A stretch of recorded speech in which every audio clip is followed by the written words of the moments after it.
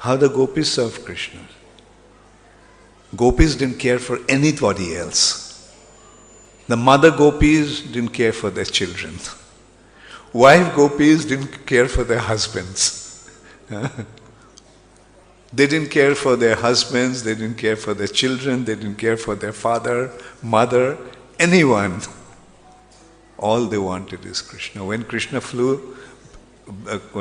played his flute, and as soon as the gopis heard that, whatever they were doing, they stopped that and ran. So that is the mood of the gopis. I'm not saying that you have to do it now. Don't drop your children and don't stop serving your husband. But internally you cultivate that mood. That the ultimate object of your love is Krishna. And in relation to Krishna, you see your other objects of love. Yes, as a mother, you have to love your child. But don't consider that your child is your child. Consider that this child is Krishna's devotee. Because ultimately, everyone is Krishna's devotees. We have two ways to look at things. If the mother sees the child as the body of the child, then yes, that body of the child naturally attracts her attention or affection. Because the body came from the mother. So there's a relationship. Similarly with the husband, it's a bodily relationship. With the father and mother, it's all bodily relationship. But should we get stuck only to the bodily relationship? Or our principal consideration should be the spiritual.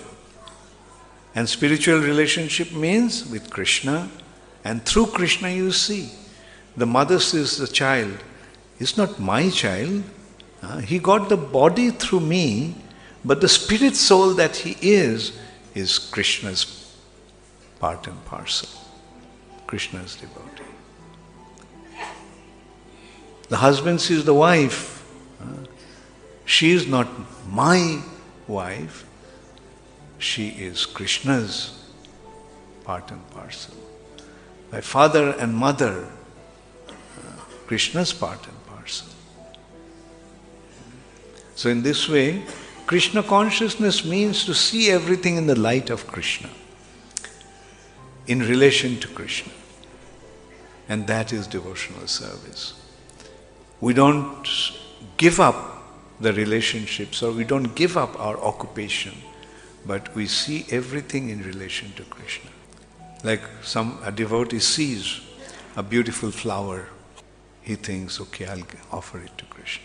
Devotee sees some beautiful vegetables, I will offer it, I'll make some nice sabji and offer it to Krishna. So in this way, he sees everything in relation to Krishna. He sees a beautiful palace and says that I must build a temple for Krishna like this. A devotee sees the vultures are flying in the sky. Vultures are flying in the sky means there must be a dead cow. And devotee thinks, oh, there's a dead cow, I'll take the skin and make mridanga and play, chant Hare Krishna, playing that mridanga. So this is how devotee sees everything in relation to Krishna. And that is the meaning of Krishna consciousness.